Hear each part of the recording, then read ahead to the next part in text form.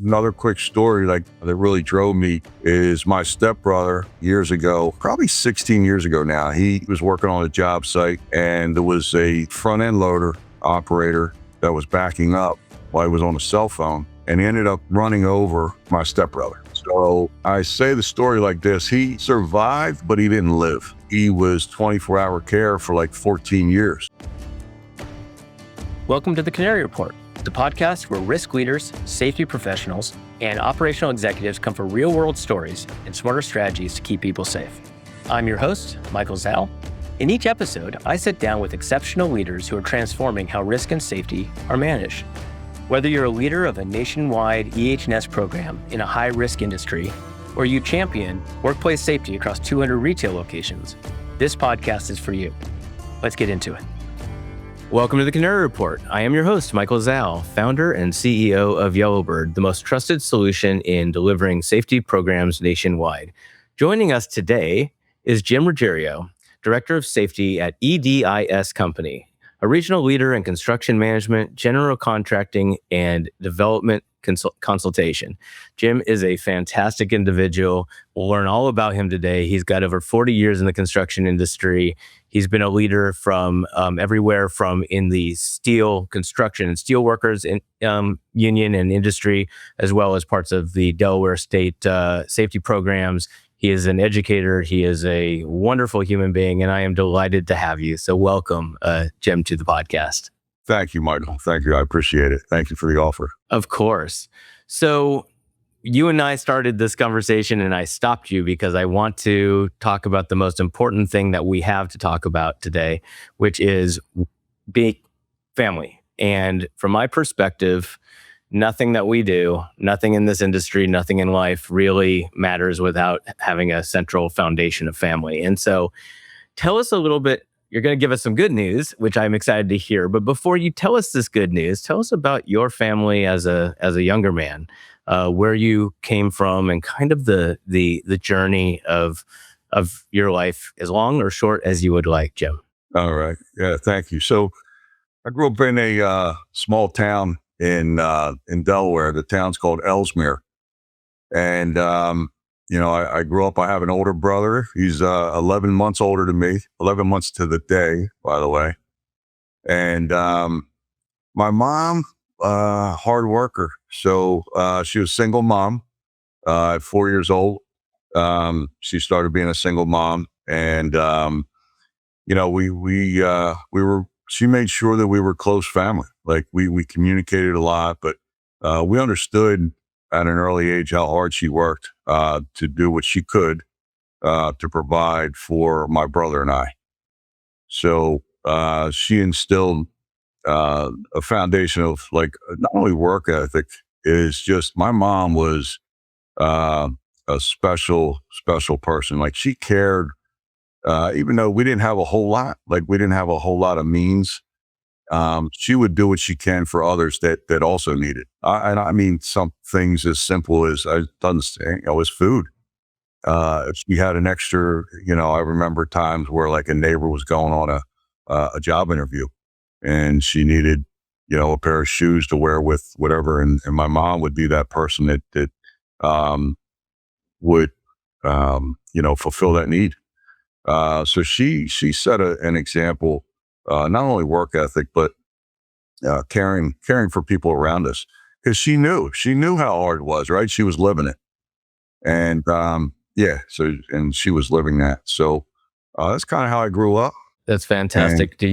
And were you in the same home for your entire childhood, or did you move around? We moved around a lot. Yeah, moved around a lot. So we stayed close to the small town of Ellesmere, but we did move around quite a bit, probably 5 or 6 different moves. And but again, it was something that we had to do in order to my mom did to keep us, with a roof over our head. She sounds tough as nails, man, and that is not something that a lot of people can experience, and a lot of people can experience it, but not a lot of people experience it and appreciate it the way you obviously do.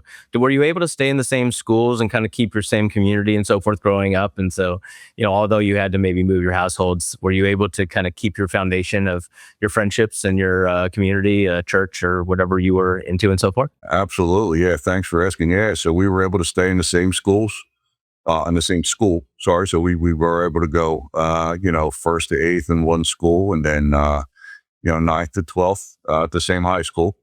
So that worked out really well. Same thing with community and church. We were always close to the church. We walked a lot of times, which was fun. You know, so we were able to stay within the community and keep our same connections without trying to get reestablished over time. Now, your brother, you said, was 11 months older. 11 months older or younger? He's 11 months older than me. Yeah. So he was August 2nd. And then I was July 2nd. So it's 11 months to the day. So yes. Yeah, my wife and I are both 22s. Is that right? Yeah. I won't say who's older, but she doesn't like me saying who's older. So were you into sports or anything like that? You and your brother? Would you? Yeah, my brother and I, we played baseball growing up. And then we switched over to hockey. Well, we not switched over, but yeah, we played a lot of floor hockey and roller hockey. My brother went on to play ice hockey locally. Wow. And but he just stopped playing like 2 years ago. So at 55 years old, my brother just stopped playing hockey. Loved it. Yeah, it was, and we played for a couple leagues, and then we did a lot of pickup games on the weekend. That's kind of what we did. We went to a tennis court without a net, and we used the tennis court to play street hockey. So that's kind of how we used our time. That's fantastic. And he did it into his 50s. So yeah, just for fun and all that. Oh, of course, yeah. He really enjoyed it. So obviously let me tell you what he wouldn't let me do. If we were in the middle of a game where I committed to like playing 3 games, and after the second game, I wanted to be done. Yep. My brother would not let that happen. He said, you committed to 3 games. We're going to play 3 games. So, sounds like he took on a mentorship, fatherly commitment level. We spent a role. lot of time together. Absolutely. That's fantastic. And are you still close? Do you still? We are. Yeah, we're still close. So he went away to college for to Minnesota for a while, but he kept coming back. He was back for his breaks, and then we talk probably 2-3 times a week. He lives probably 45 minutes from me, and then we get together for coffee probably once a month. And then holidays. So yeah, it's good. It's real good. That's fantastic. I mean, family is such a special thing, and those who get, you are the ideal situation when it comes to what a family really should be. And not a lot of people even that are blessed to have families that with the people, they don't have the relationship that obviously you guys have developed, and that's a wonderful thing. So tell us about your career journey during. So you get out of high school, and I know it, but it's a great story, and I'm looking forward to you sharing it with us. Yeah. So, when I went into high school, I went to a vocational high school, and in 9th grade, we did a bunch of different trades, and then I picked the welding trade. I went into the welding trade. So we 10th, 11th, and 12th grade, I went to the welding shop. And I remember my instructor, the first day of class, he said, do not walk around this school and tell everybody you're a welder until you're able to do all these types of welding. And he listed them all. And and I took it serious. And I said, yeah. So I as a kid, I loved to build things. We used to build bikes, right? I think I said this, but either way. So we used to walk in the woods, and you'd be surprised what you found there. We would find bike frames, bike tires, handlebars, and we would put them together. We'd build them. I had a multicolored bike, but it worked. Absolutely. And it was yours. Yeah, it was good. So I always like to build things. And then, so going through high school, did the welding shop and was able to co-op with a local company. So I worked half the year and went to school for the other half of the year. And this was as a kid, so you were still in the 11th, 12th grade. Yeah, so I started 14, 15 years old. I was in the welding shop. Wow. Yeah, it was I loved it, man. I just really I put everything I had into it, and I learned a lot. And my instructor was a good mentor, helped guide my career. And so yeah, I was very thankful for that. And then so I went on and I worked with the union for like 17 years after that. In what roles were you with the union? So I did work for the Coast Guard. I did boiler work, X-ray piping, things like that. A lot of manufactured piping for like refineries. And then for 9 years, the last 9 years I was with them, I was on the executive board. When I was on the executive board, my focus was on safety and health. Being in this industry, you find that sometimes through experience that people are prone. There's a high likelihood of injury, right? So it's a hazardous industry. So I was around people that got injured that weren't able to come back to work. And I sat on incident investigations. And the more we started looking into it, it was either lack of training, where they were put in a position of doing a task that they were unfamiliar with, or in some cases, I hate to say this, but in some cases they were instructed to do work that was unsafe, Right. by Yeah. maybe a supervisor that either wanted to get the job done quickly, Sure. and didn't take the employee into consideration. They just took either downtime of the process. They put that before the person.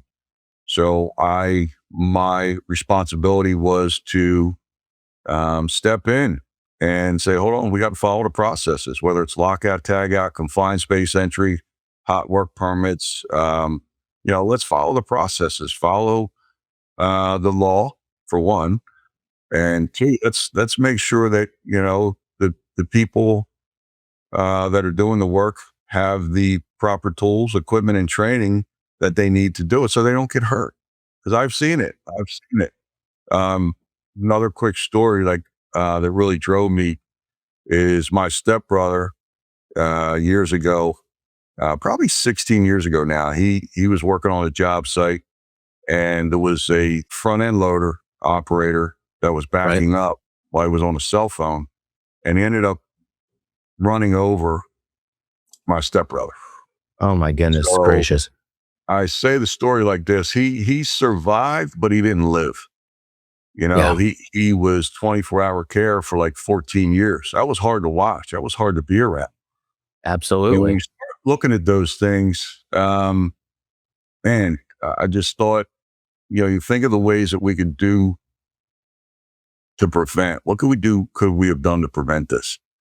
Absolutely. And so these things are close to me. I've seen, people get hurt, Sure. fall, Sure. and it's And nobody wakes up intending for this to happen, including that driver.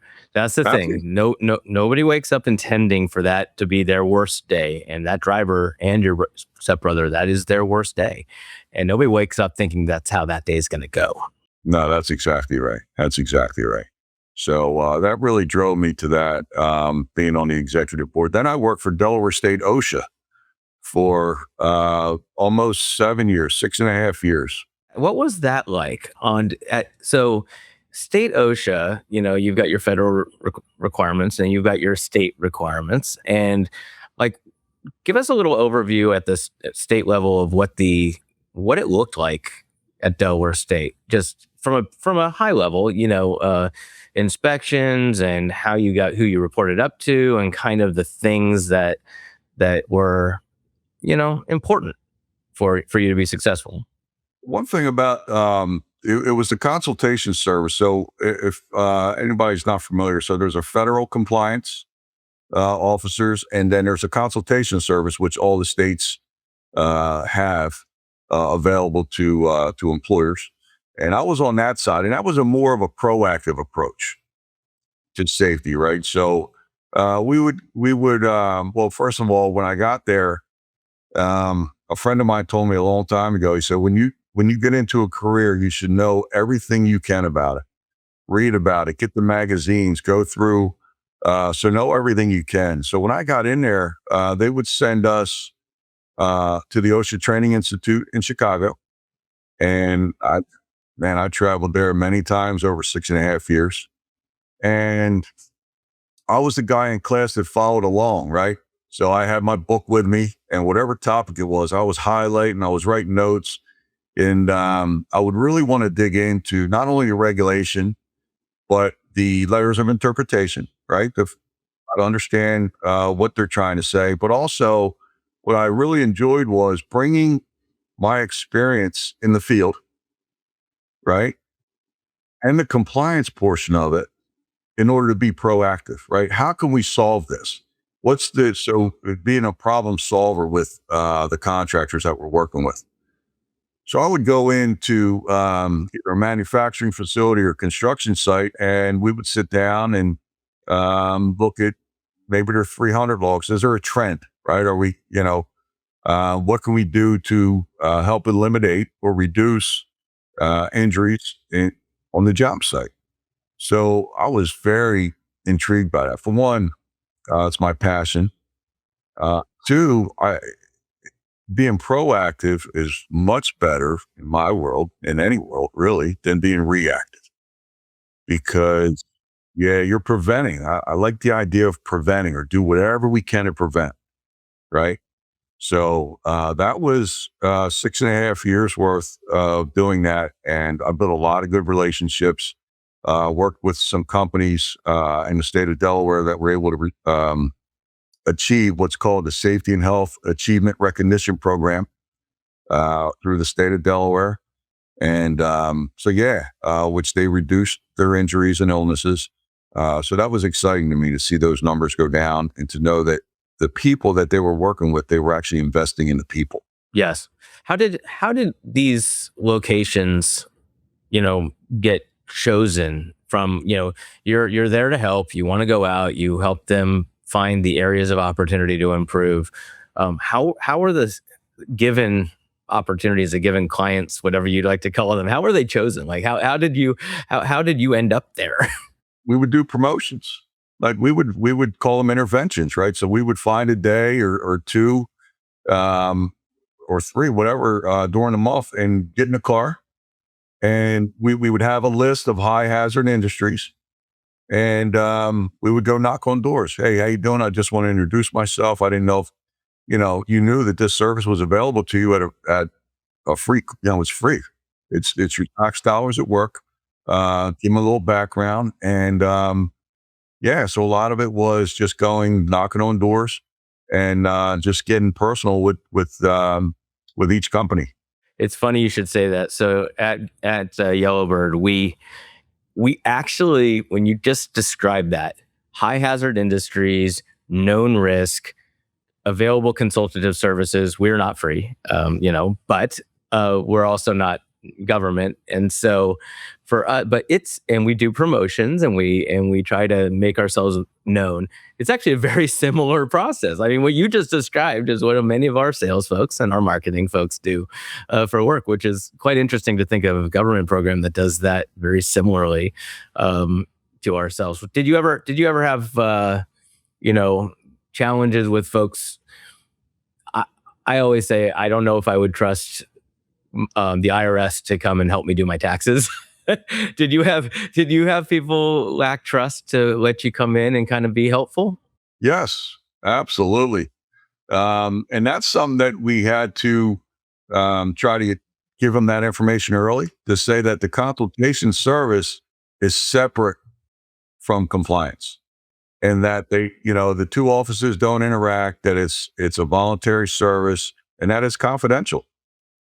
And and even to this day, because we bring we bring the consultants onto our projects. Even to this day, some of our contractors, they don't have full trust in their program. But but we, again, it's education. We just try to educate them and say, hey, we want you, to just sit and listen to them. They're here. We're here to help. We're trying to be proactive. So we kind of walk down the road of how it benefits the company and the employees on the job. Yeah, it's a thing. I mean, it's a thing, and it's natural. You can, I mean, there's nobody who could not wouldn't understand that. Of course, it's natural. So you guys spend a lot of your time showing why you're independent and why you're not going to pull out a citation booklet while you're out there, right? Like, but people feel like, okay, what's the trick here? Okay, so let's keep going with your journey, and I promise we will eventually get to EDIS. But so after that, keep on trucking. Yeah. So I did some consulting work for EDIS company, and then you know, one day they called me up and they said, hey, we would like to sit and talk with you for a little while. I think at that point they had just their safety and health manager just moved on, and so I said sure. And they said, hey, we want to kind of pick up where he left off. What can we do? So I was still consulting. In that I was still in the consulting phase, I guess you would say at that point. Sure.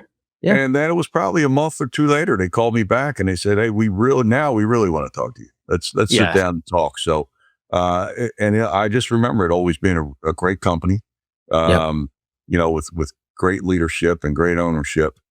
Yep. And so, yeah, we sat down, we talked. I feel like I met with everybody, right? So I sat down 8 separate times with the owners and, their operations managers. And, Right. yeah. So then so I've been here for a little over 14 years now.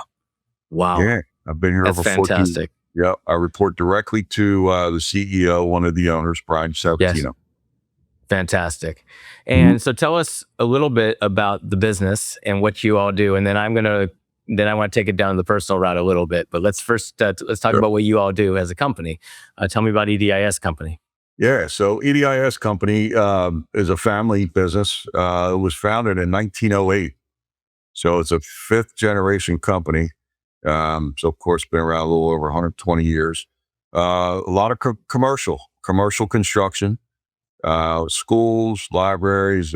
We just did a 13-story building right outside the city. Healthcare industry, and government buildings as well. So we're in the process of doing a historic building on King Street right now, built in 1855. So the exploratory work that had to be done prior to even putting a shovel in the ground was very interesting on how the construction was in 1855 compared to now. So that's been an exciting project. So yeah. 5th generation. And Brian, Adam, and Andrew are the owner. And so you're a construction firm, you're a general contractor, correct? Yes. Okay. And You're a general contractor, construction management. Yeah. Depends. Okay. Yep. Beautiful. And so are you primarily in the Delaware region, or do you focus, where are you geographically? I believe you have any, in my notes, but this could be inaccurate now. It's been a little bit since we checked, but I think you had about 19, 20 projects going at any given point in time. But where are they? Yeah, majority of them are located in the state of Delaware, and we have 2 right now that are up in the Philadelphia market, and then I think that's where we're at right now. Yeah, most of them are in Delaware, and a couple up in the Philadelphia market. And how many folks do you have on your safety team that are dedicated safety folks that are not, multi-hat? which we all know the multi-hat play. I mean, everybody's like, yeah, I've got 17 people, and it's like, oh, with safety titles, well, no, we have 2, and that's okay. Oh, well, I'm glad you asked that. So it's me. So I have myself. Yep. But I have to say this, with just saying it's me, it sounds like, oh my, you have a company that does all, has a lot of work. And It's one guy, and I say this probably once a month at least, either during a safety meeting or, this company they hire good people, right? And I mean that in two different ways. Like technically, we have smart people, but man, we hire good people, right? So I don't feel alone, which is great. I don't. So even though it's just me, um, I hate to even use that word, just me. So I feel like I have a team of superintendents, project managers, actually the whole staff. Uh, Laura's my partner in the marketing, but she does way more than that for me. But yeah, so as far as single hat, that would be long answer to your question. So you utilize, outsourced services and internal services and people that do things like training and surveys and on-site oversight and staffing and things like that. I assume that yeah. Let me say this. So we do use the consultation service to come in and work with not only our company, with other contractors. We encourage that. We actually invite them into our projects in the beginning and maybe 2 or 3 months in just to give a promotion, just to get acquainted. When I work with a company, when we work with companies that we see may need improvements with their safety programs or training, may be deficient, then there's local companies that we say, hey, give these guys a call. We worked with them before and we trust them, right? So I'm very but as far as bringing like regular outside sources to do safety inspections on our job, or other than the consultation service, we really don't do that. Good for you. And, you don't necessarily need to. I mean, training services are very commonly outsourced. That makes a lot of sense. And sometimes very specialty services, again, we have got 7,800 people that are on our platform for doing those kinds of services. But I'll tell you, every single thing you discover is a little different. And so, as you know from your state OSHA experience, it's hard to be an expert in all of these things. It's almost impossible. It's like, okay, how do you do welding safety training and do forklift safety training and do confined space? It's like at some point there's one person is not going to cut it. It's like no matter how good that consultant is, right? Yeah, that's always a red flag for me, right?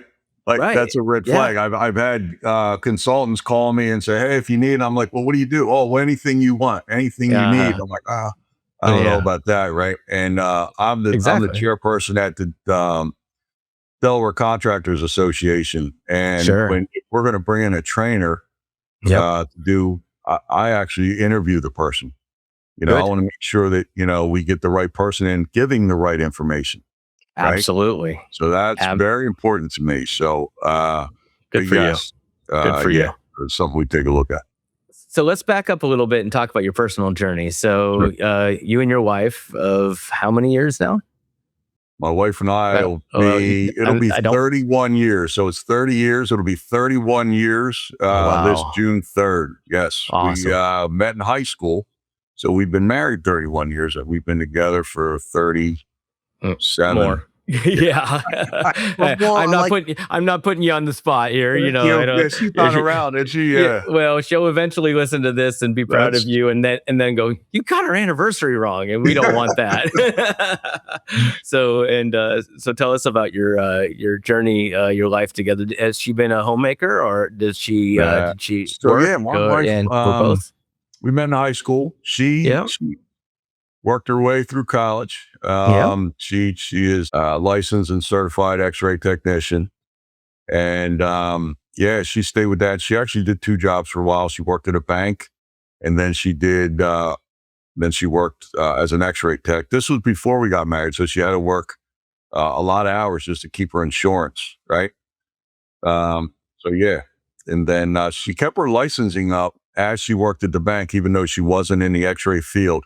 And then an opportunity opened up for her in the X-ray field, and she took it. So she excelled with the company she's at now. Very proud of her. So she said she's going to listen, and she will. Proud of her. She's doing well now. She's like, I think a phase in her career too, where she's mentoring and giving back and teaching the newer the newer employees coming into their offices on how to, be really good at their career and their craft. Yeah, no. I'm. It's always wonderful to see somebody who's proud of their wife and proud of their relationship, and more people need to recognize the contribution and the impact that our spouses make. So, children, Yeah. I So know the answer, but I'm going to no, ask you it. do. Oh That's yeah, compliment you're asking. yeah, So yeah, yeah, I have two boys. I have my son Vince. He is 29 years old. yeah. He got married a couple years ago, and I have my youngest boy, 26 years old. That's his name's Carson. Okay. And And what did yeah, they do? so Vince works for a consulting firm like cybersecurity. Uh huh. So that's all I pretty much know about that. That's yep. Yep. That's okay. That's a He's good doing field to really, be in. yeah, Good he's doing field. really well. Enjoys Yep. his work. Yep. My son Carson works for, he's an assistant manager in the fraud department Nice. um, at a local bank, Yep. at Bank of America, to be quite honest. So he's doing very Yeah. well. Very proud of Uh, both of them. I'm very proud of both of them.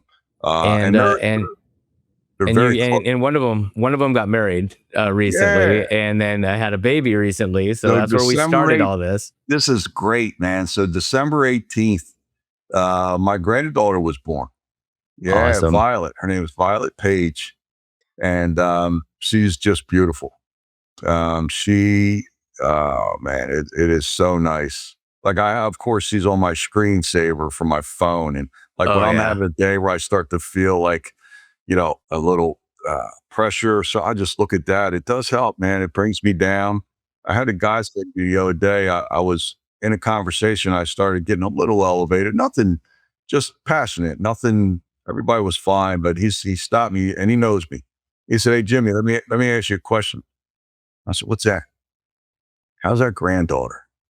Oh, man, it was so good. It was so good.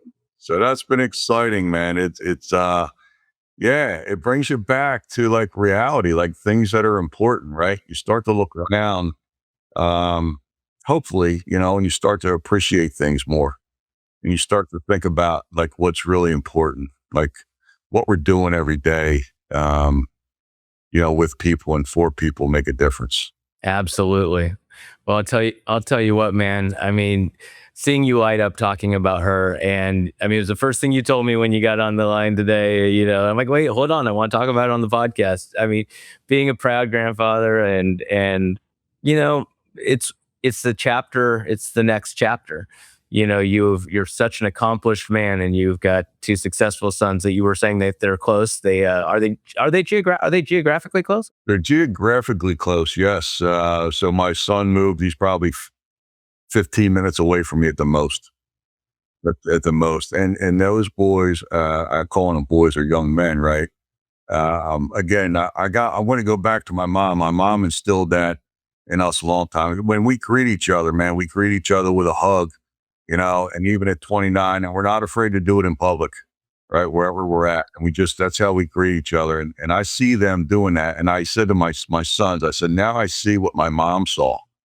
Because my mom was, oh, make sure you and your brother, make sure you and Tony are close, man.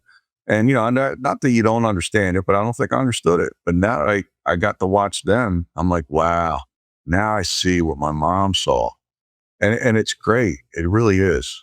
Yeah, my mom, dad, and I have always hugged and kissed when we saw each other. We still do. I'm over 50 years old, and my dad's in his 80s, and we don't care where we are, and it's a beautiful thing. And I think that touch, and I think that greeting, and just that closeness is so important. And in getting over the machismo of whatever society says, who cares? At the end of the day, closeness and family is what matters. Well, I have enjoyed this conversation so very much. Was there anything from a business perspective, any subject that you thought might be important for us to cover that we didn't cover? This is more of a human discussion, so it doesn't need to. But is there anything that you're seeing out there that you want to, bring up that we could talk about that you feel is an important subject? Yeah. So, and I hope I'm answering your question correctly. Yeah, we looked at one of the things that is a focus not only for me but for our company and the industry, um, is the suicide awareness and the mental health in construction. I'm doing what I can not to get emotional during this podcast because I want to be able to talk my way through it. When we first started talking about this, probably goes back maybe 4 years.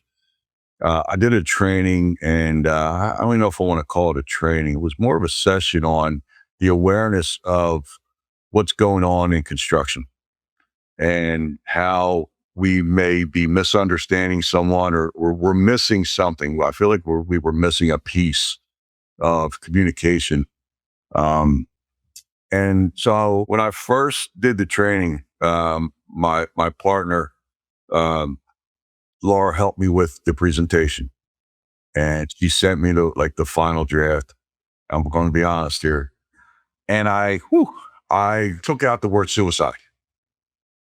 I took it out because I said, I can't say this because, look, I'm just going to be honest. My brother-in-law, he Yep. took his own life about Sure.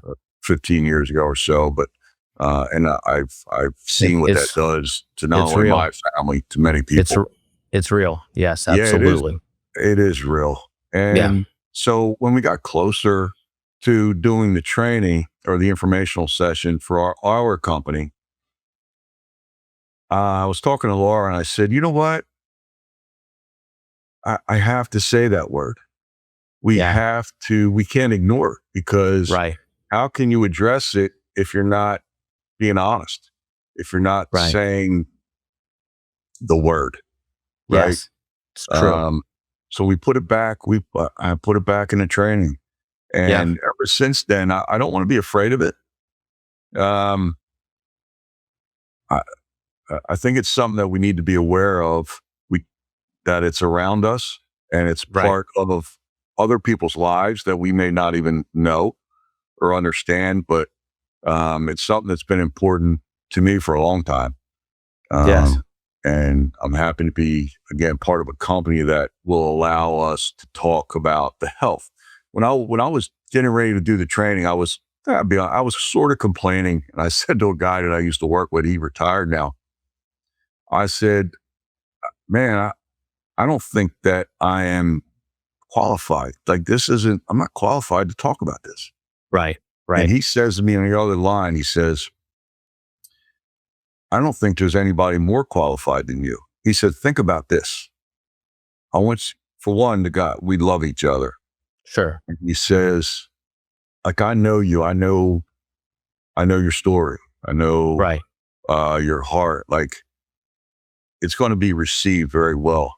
And he Yes. said that when it's safety and health, he said mental health. And I never put that together. Right. I always think of, silica or noise exposure, when you're looking at Exactly. regulations, right? But Right. when he said that, I was like, wow. And again, I wanted to walk away from it. I'm like, I know mental health, but is that actually part of our Yeah. business? Yeah. Do Right? we own people's mental health? Is it my responsibility to put things in Right. place for people's mental health? And Exactly.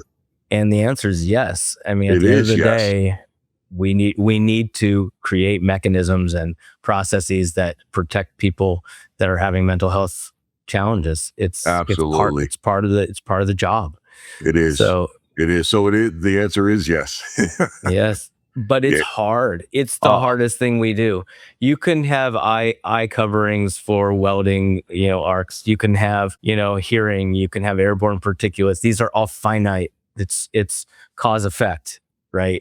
I need lockout, tag out, and this is the procedure, and this will stop energy from, injuring you or killing you or whatever. It's a much more complex situation, and I always say the challenge that Jim, you and I kind of deal with in our industry is that it's the catch-all at times for things that companies need to deal with. And when I say that, it used to just be the safety manager, and then it's health and safety, which adds a little bit of something, and then it's environmental health and safety, which is a very broad statement in its own right. And now you have sustainability, And what does that mean in many of these jobs? And now you're getting into mental health and people's psychological safety. And we're not getting more resources. As leaders of this industry, we're not getting more resources, but we're getting a hell of a lot more responsibility. It's one of the reasons Yellowbird exists is because I'm like, okay, we've got to get resources for people. Like you have to make resources available for each other, because otherwise it's impossible. And it's not that you're just one guy, because you're a very good one guy, but you can't do it all. None of us can. Correct. Yeah, you have to really, the resources, is extremely important. We work with so many different contractors, and we have those conversations with them. And I always say, if you need a resource, I could be your resource, or I'll give you, let's work together to make this happen.